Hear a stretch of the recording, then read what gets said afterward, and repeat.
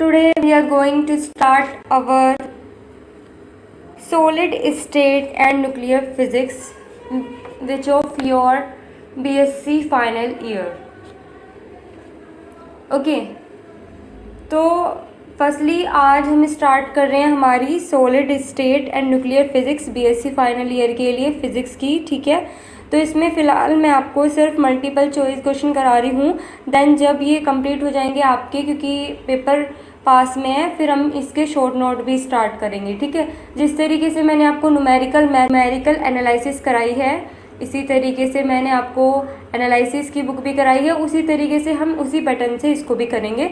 But firstly इसको हम start कर रहे हैं आपके जो है मल्टीपल चॉइस क्वेश्चन से। ठीक है, ये बहुत ही इंपॉर्टेंट है आपके लिए। अगर आपको अच्छे मार्क्स लेके आने हैं तो आपको ज़्यादा से ज़्यादा मल्टीपल चॉइस क्वेश्चन करने चाहिए मेरे हिसाब से।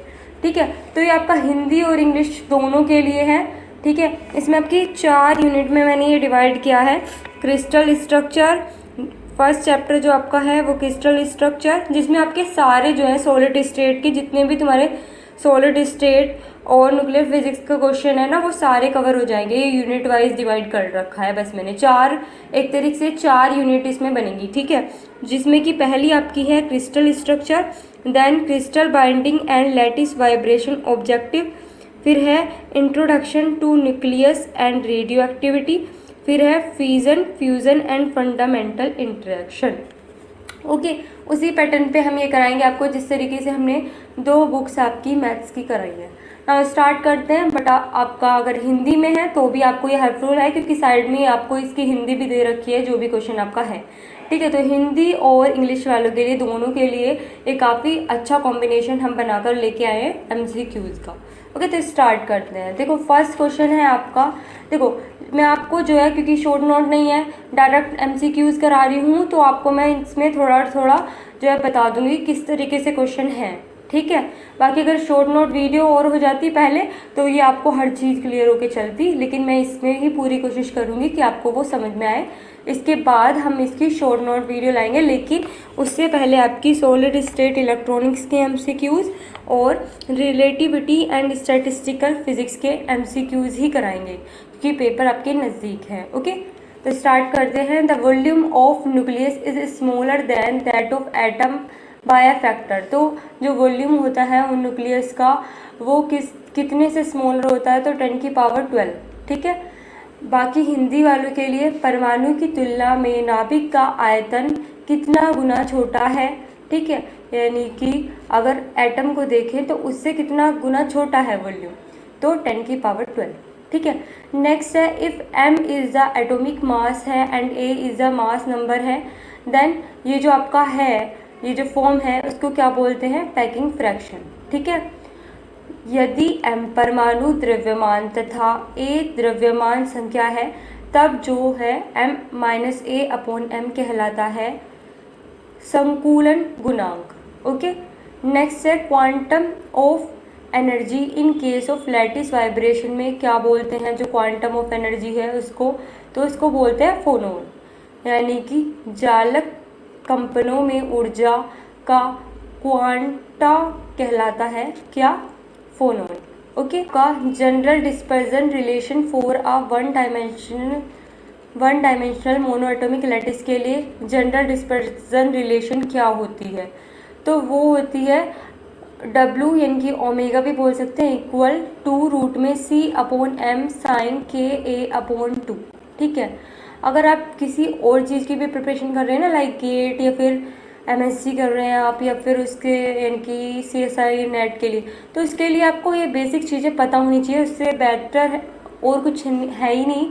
आप जो है अपनी BSc के जो है प्रीवियस ईयर क्वेश्चन वगैरह करिए, क्योंकि ये आपके में आते हैं। ठीक है, सिलेबस जो है आपका नेट का। ठीक है, अब एक विमीय एक परमाणु लैटिस के लिए सामान्य विक्षेपण संबंध होता है, तो omega equal to √C/m sin Ka/2। अभी आपको फ़िलहाल इसी तरीके से समझना है, क्योंकि मैंने आपको शॉर्ट नोट वीडियो नहीं कराई है, तो आपको ये पता होनी चाहिए। ठीक है, अब इफ़ A आपको ये दे रखा है, B आपको ये दे रखा है, C आपको ये दे रखा है, और अल्फा आपको ये दे रखा है, बीटा आपको ये दे रखा है, गामा आपको दे रखा है ये, देन क्रिस्टल स्ट्रक्चर क्या होगा, तो वो होगा ट्राइक्लिनिक। क्यों? क्योंकि इसमें कंडीशन होती है कि A not equal to B not equal to C, यानी कि कोई भी आपस में ये बराबर नहीं होंगे, और जो है अल्फा भी बराबर नहीं होगा, और जो बीटा और गामा होंगे वो बराबर होंगे। ठीक है, तो उस क्रिस्टल को हम बोलेंगे ट्राइक्लिनिक। तो ये कंडीशन है। ठीक है, ये आपकी टेबल है, इसमें आपके 7 टाइप की लैटिसेस हैं। ठीक है, क्रिस्टल स्ट्रक्चर है, तो आपको वो पता होगा अगर आपने इसकी स्टार्टिंग से पहले से प्रिपरेशन कर रहे हैं, क्योंकि शॉर्ट नोट वीडियो नहीं है, इस वजह से आपको ये चीज़ समझनी है यहाँ पे अभी फ़िलहाल में। यदि ए आपको ये दे रखा है, वही हम यहाँ कहेंगे, तो क्रिस्टल संरचना बताइए क्या होगी, तो वो त्रिताक्ष। Okay, N is the number of lattice point है पर यूनिट सेल, ए जो है एटॉमिक वेट है, एन अवोगाद्रो नंबर है, रो इज डेंसिटी है, तो लैटिस कांस्टेंट ए किसके इक्वल होगा, यानी कि ए की वैल्यू आपको ये याद रखनी है कि N A upon capital N rho की होल पावर 1/3। ठीक है, जहाँ पे एन जो है वो नंबर ऑफ लैटिस पॉइंट है, ए आपका जो है वो है एटॉमिक वेट, और एन जो है वो है आपका एवोगाद्रो नंबर, और रो जो है वो है डेंसिटी। तो ये फॉर्मूला जो है अलग तरीके से भी आ जाता है।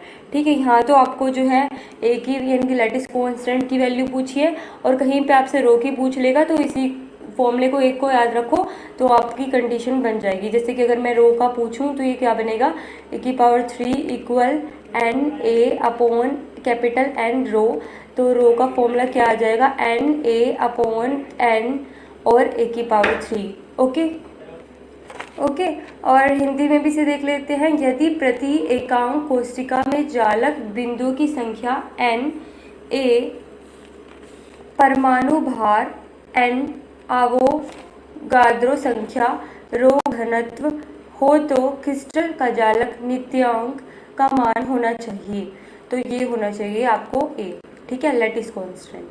ठीक है, अब कोऑर्डिनेशन नंबर NaCl के लिए क्या होता है, वो होता है 6। ठीक है, NaCl संरचना के लिए स्वयं संख्या होगी क्या, 6। ठीक है, ये आपको अगर शॉर्ट नोट होती है ना तो बहुत अच्छे से प्रिपरेशन हो जाती। ठीक है, तो अगर आप पहले से इसके बाद अगर आप पहले ये चाहते हो कि इसकी के शॉर्ट नोट वीडियो आपको प्रोवाइड कराई जाए तो आप वो मुझे बता सकते हैं। ठीक है, A lattice plane cut intercept ये दे रहा है along 3 axis in a solid where A और बी सी जो है प्राइमेटिव वेक्टर है यूनिट सेल के, तो आपको बताना है मिलर इंडिसेस क्या होंगे। तो सबसे पहले आपको मिलर इंडिसेस पता होने चाहिए। तो मैंने आपको जो है एक प्लेलिस्ट बनाई थी, बहुत पहले मैंने स्टार्ट किया था ये सॉलिड, तो उसी में मिलर इंडिसेस समझाया हुआ भी है, बाकी मैं इसको यहाँ भी समझा देती हूँ। देखो, मिलर इंडिसेस इस तरीके से निकालते हैं, जो भी आपको ये दे रखे होंगे ना, फर्स्टली उनके जो कांस्टेंट टर्म है वो ले लेंगे। ठीक है, तो 3 2 2, फिर इनका रेसिप्रोकल कर देते हैं, यानी कि 1/3 1/2 और 1/2। देन इसको एलसीएम लेंगे, तो एलसीएम लेंगे तो यहाँ पे कितनी मल्टीप्लाई होगी, 2 की। इसी तरीके से यहाँ कितनी होगी, 3 की, और यहाँ पे 3 की। ओके, तो यहाँ पे क्या हो जाएगा, 2/6।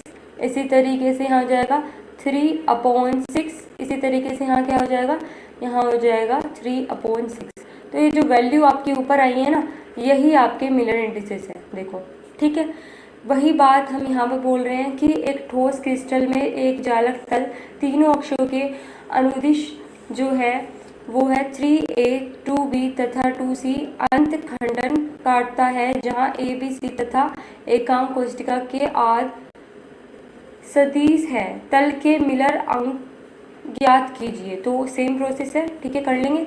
नेक्स्ट है the Miller indices of a set of parallel plane which make intercept in ratio 3A ratio 4B on the x and y, और जो है अल्फा इनकी z एक्सिस आपको जो है क्या दे रखी, वो है पैरेलल।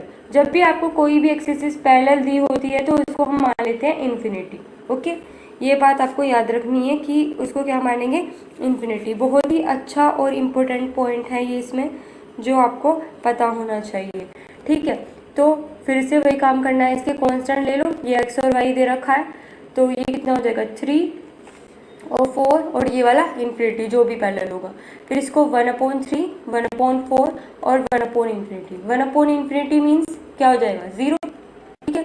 और ये इसका एलसीएम लेंगे फिर से, तो यहाँ पे 4 की प्रोडक्ट होगी ऊपर नीचे और यहाँ पे 3 की, ठीक है। तो कितना आ जाएगा 4 और ये कितना आ जाएगा 3 और 0। तो यही आपके मिलर इंडिसेस हैं, ठीक है। वही हम यहाँ कहेंगे z अक्ष के समांतर तथा x व y अक्षों को अनुपात आपको ये दे रखा है कि अंत खंडनों में काटने वाले समांतर तलों के सेट के मिलर सूचक होने चाहिए। तो आपके ये इस तरीके से निकलेंगे जो मैंने अभी आपको बताया है, ठीक है। नेक्स्ट है आपका the number of nearest neighbour जो है एफसीसी में कितने होते हैं, तो 12 होते हैं। ये क्वेश्चन बहुत आएंगे आपके कि नंबर ऑफ इंडिसेस मतलब नियरेस्ट नाइबर डिस्टेंस कितने होते हैं, ठीक है। ये चीज़ें पता होनी चाहिए, ठीक है। तो मैं आपको छोटा सा बता देती हूँ। देखो जो आपके जो क्यूबिक है वो आपका सिंपल क्यूबिक और बॉडी सेंटर्ड क्यूबिक और एफसीसी में जो है डिवाइडेड है। तो सिंपल क्यूबिक में जो है नियरेस्ट नाइबर होता है आपका 6 और फिर उसके बाद बीसीसी आता है इनकी बॉडी सेंटर्ड, तो उसमें होते हैं 8 और फिर एफसीसी आता है, एफसीसी में होते हैं 12, ठीक है। तो ये आपको याद रखना है। तो एफसीसी जालक में निकटतम पड़ोसियों की संख्या होगी क्या 12। नेक्स्ट है in face centred cubic crystal the Miller indices for plane parallel to Y Z. जो भी प्लेन पैरेलल है वाई जेड के तो वो क्या होगा एक्स वाई जेड। जो प्लेन पैरेलल है तो इनकी ये पैरेलल है तो ये क्या रखे देंगे इन्फिनिटी, और जो इसके पैरेलल है वो होगा 1, ठीक है, क्योंकि ये वाला प्लेन आपका पैरेलल है, ठीक है। तो ये 1 होगा, तो जब इसे 1/1 रखेंगे 1/इन्फिनिटी 1/इन्फिनिटी ये क्या जाएगा 0, ये भी 0 हो जाएगा, तो 1 0 0, ठीक है। वही यहाँ पे है फलक केंद्रित क्रिस्टल में वाई जेड तल के समांतर तल के मिलर सूचक है 1 0 0। इसी तरीके से निकालेंगे, ठीक है। नेक्स्ट है इन sodium chloride crystal the number of molecule कितने होते हैं सोडियम में NaCl 4 होते हैं, ठीक है। सोडियम क्लोराइड मतलब कि NaCl, ठीक है। इसी तरीके से यहाँ पे देख लेते हैं सोडियम क्लोराइड क्रिस्टल संरचना में प्रति यूनिट सेल अणुओं की संख्या होती है कितनी 4, ठीक है। अब नेक्स्ट है रॉक साल्ट। देखो साल्ट जो है जैसे कि NaCl है ये सब आपके जो है एफसीसी में आएंगे। तो ये क्रिस्टल किस तरीके का होता है फेस सेंटर्ड क्यूबिक यानी एफसीसी, ठीक है। रॉक साल्ट क्रिस्टल संरचना होती है फलक केंद्रित घनाकर, ओके, यहाँ तक क्लियर हुआ। नेक्स्ट है इफ आपको ए और बी बराबर दे रखे हैं, सी आपको अलग दे रखा है, अल्फा और बीटा बराबर दे रखे हैं 90 के और गामा ये, तो ये आपका क्या होगा हेक्सागोनल। तो ये कंडीशंस हैं आपको ये याद रखनी है, ठीक है। इस तरीके से याद कर सकते हैं आप CTOR HMT 1 2 3 4 5 6 7, हाँ। तो सी से क्यूबिक टेट्रा, ठीक है, ऑर्थो और रोम्बिक और हेक्सा मोनोक्लिनिक ट्राइक्लिनिक और एक ट्राइगोनल भी होता है वो रोम्बी हेड्रल में ही होता है, ठीक है। तो इस तरीके से इन्हें याद रख सकते हैं। बाकी इस वीडियो के बाद हम आपको एक छोटी सी वीडियो इनके ऊपर दे देंगे ताकि आपको ये कन्फ्यूज़न ना हो कि कौन सा ट्राइक्लिनिक होगा कौन सा क्या होगा, ठीक है।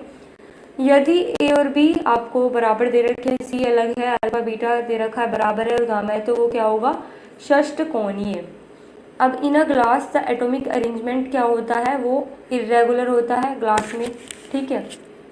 अब ए ग्लास में परमाणुओं की व्यवस्था होती है अनियमित, ओके। क्रिस्टलाइन सॉलिड आर जो होते हैं वो होते हैं अरेंज होते हैं रेगुलर पैटर्न में और वो भी होते हैं रिपीटिव पैटर्न में। एक ही पैटर्न रिपीट होता रहता है, मान लीजिए ये है तो इसी तरीके से करके ये बनता चला जाएगा, तो इससे बोलते हैं क्रिस्टलाइन, यानी कि सेम पैटर्न आपका जो है उसमें ऐड होता जा रहा है। मान लीजिए आप सिंपल क्यूबिक ले रहे हैं तो इसमें सारे आपके स्क्वायर्स यूज हो रहे हैं, तो सेम वो ले रहे हैं ना, या फिर एक सिंपल क्यूबिक ले रहे हैं तो वो एक शेल यानी कि यूनिट सेल की तरह काम करेगी जो कि सेम अरेंजमेंट में बना के आपका क्रिस्टल देगी लास्ट में। क्रिस्टलीय ठोस कहते हैं ऐसे ठोस जिनमें परमाणु नियमित होते हैं और ऐसे ठोस जिनमें परमाणु पुनरावर्ती प्रतिरूप में व्यवस्थित होते हैं, ओके। नेक्स्ट है प्राइमिटिव सेल। प्राइमिटिव सेल क्या होती है एक यूनिट सेल होती है जिसमें लैटिस पॉइंट ओनली कॉर्नर पे होते हैं, उसे बोलते हैं प्राइमेटिव सेल। ठीक है, एक प्राइमेटिव सेल से होती है अलग, जो जिसमें जो है लैटिस पॉइंट कॉर्नर के अलावा भी होते हैं। ठीक है, शायद से नॉन प्राइमेटिव सेल बोलते हैं उसे। ठीक है, आध कोशिका कहते हैं किसे? ऐसी एकांक कोशिका जिसमें जालक बिंदुएं कोशिका के केवल कोनों पर होते हैं। ठीक है, in crystal structure the rotational symmetry is not found for 5 fold के लिए ये नहीं होता है क्रिस्टल स्ट्रक्चर में बस। ठीक है, ये आपको याद रखना है। तो क्रिस्टल संरचना में घूर्णन समिति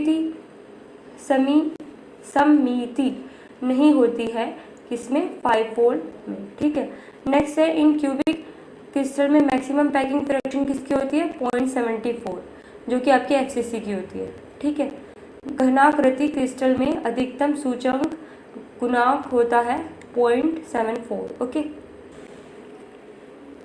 द प्लेन 100 एंड 200 जो है वो एक दूसरे के पैरेलल होंगे। ठीक है, तो एक सरल घनीय जालक जिसमें 100 और 200 हैं, तो वो क्या होंगे? एक दूसरे के पैरेलल होंगे। नेक्स्ट है, क्योंकि 0 कंडीशन है ना, for face centred cubic lattice the value of coordination number, face centred के लिए क्या होती है? 12। ओके, फलक केंद्रीय घनीय जालक के लिए नियमांक संख्या मान है 12 यानी कि 12। ओके, नेक्स्ट है number of lattice point per unit cell BCC में कितने होते हैं? वो होते हैं 2। ठीक है, देखो इसी तरीके से जो है सिंपल क्यूबिक में होते हैं आपके 1, बीसीसी में होते हैं 2 और एफसीसी में होते हैं आपके 4।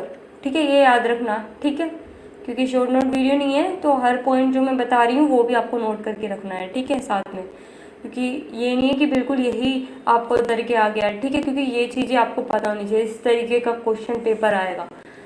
ठीक है, पीसीसी जालक की इकाई कोशिका में जालक बिंदुओं की संख्या होती है कितनी? 2। The unit cell in reciprocal lattice, उसको क्या बोलते हैं? उसको बोलते हैं ब्रिलियंट जोन भी बोल देते हैं और विग्नर सीज शेल।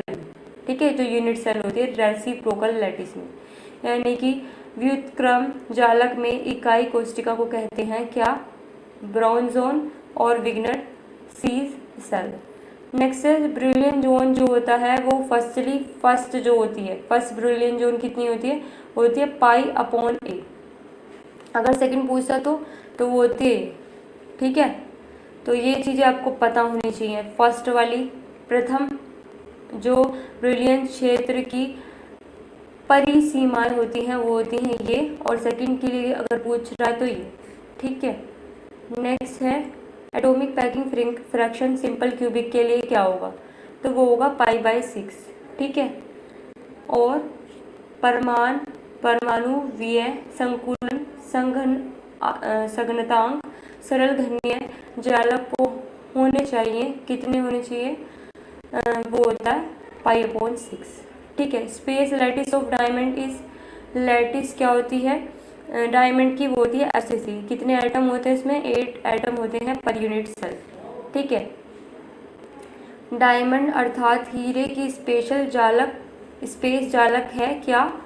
प्रति कोशिका में 8 परमाणुओं के साथ एफसीसी जालक। ठीक है, नेक्स्ट है फॉर सिंपल क्यूबिक लैटिस जो इंटरप्लेनर स्पेस होता है वो होता है ये। ठीक है, इंटरप्लेनर स्पेस किस तरीके से आप इसको याद रखेंगे? देखो यहाँ पे 100 है तो 1/1 यानी कि 1, इसको करेंगे तो इसका 1 स्क्वायर प्लस 1 स्क्वायर यानी कि कितना हो जाएगा? √2। इसी तरीके से इसका करेंगे क्योंकि इंटरप्लेनर का फॉर्मूला है ये होता है इंटरप्लेनर का फॉर्मूला। अगर सेम जो है कांस्टेंट होता है तो ये होता है h² plus k² plus l²। ठीक है, कोई भी चीज़ ऐसी ही ऐड नहीं हो रही है। ठीक है, यहाँ पे 3 है तो 3 को मतलब 1 square plus 1 square plus 1 square करेंगे तो 3 हो जाएगा, तो ये। ठीक है, तो सरल घनीय क्रिस्टल के लिए अंतराग्राहित अंतराल अनुपात क्या होगा? ये। ठीक है, अब रेसिप्रोकल लैटिस जो है एफसीसी की क्या होती है? वो होती है बीसीसी। ठीक है, रेसिप्रोकल लैटिस FCC की क्या होती है, BCC की। अगर आपसे देखो FCC की क्या होती है, रेसिप्रोकल लेटिस, BCC। अगर BCC की पूछ रहा है तो वो होती है FCC। और अगर SCN की सिंपल क्यूबिक की पूछ रहा है तो वो सिंपल क्यूबिक ही होती है, ठीक है। फलक केंद्रित जालक का क्रम जालक होता है क्या, अंतः केंद्रित जालक। ओके, देखो सिंपल क्यूबिक और BCCN की बोडी सेंटर्ड और FCC में क्या अंतर है वो मैं आपको छोटा सा बता देती हूँ। देखो सिंपल क्यूबिक यानी कि इस तरीके से होता है, ठीक है। तो उसमें सिर्फ कॉर्नर्स पे आपके जो है एटम्स होते हैं, ठीक है। एटम्स का जो है 1/8 पार्ट होता है, क्योंकि अगर आप अपना एक रूम लेके चले तो उसमें मान लीजिए हर कोने में जो आपको ऊपर भी नीचे भी सारे में आपको हर पूरे 8 कोने होंगे ना, 8 में ही आपको लगाना है इस तरीके से। अंदर अगर आप उसके बैठे तो अंदर तो उसका 1/8 पार्ट आएगा। अगर आप एक एटम ले रहे हैं तो इसको अगर आप इस तरीके से डिवाइड करें तो इतना पार्ट आप एक कोने में लगा रहे हैं, तो 1/8, तो 1/8 की कितने कोने में लगा रहे हैं, 8 में, तो टोटल ओवरऑल 1 एटम होगा। इसी तरीके से जो BCC होता है, BCC में क्या होता है, उसमें जो कॉर्नर पे है वहाँ तो एटम है ही, ठीक है, यहाँ पे तो एटम है ही, तो ये कितना 1/8 पार्ट है। लेकिन साथ साथ एक बीच में पूरा यानी कि फुल जहाँ आप बैठे हैं ना अंदर ही, तो उसमें एक एज्यूम कर लीजिए वहाँ पे एक पूरा बीच में बिल्कुल एक पूरा का पूरा एटम होता है, तो 1 तो ये और 1/8 इस तरीके से इसमें भी है कॉर्नर में, क्योंकि तो 1 ये, तो इसमें 2 एटम होते हैं, ठीक है। इसी तरीके से जो FCC होता है, FCC में आपके कितने होते हैं, तो FCC में आपके होते हैं, देखिए इस तरीके से कि जो है आपके 8 तो कॉर्नर पे होंगे, ठीक है। और साथ में जो जितने फेस हैं, फेस कितने आपके, वो हैं आपके, अगर आप काउंट करेंगे तो आपके 6 फेस होंगे, ठीक है। आप अपने रूम को ही एज्यूम करिए जिसमें आप हैं, ठीक है, उसमें 8 फेस हैं। फेस मतलब ये पूरा जो रेक्टेंगुलर दीवार है आपकी वो, ठीक है, ये चीज़, तो आपके 6 हैं। और 6 में अगर आप एटम लगा रहे हैं तो इस तरीके से लगेगा, मान लीजिए ये आपका ये है तो इस तरीके से लगेगा, लेकिन आधा आप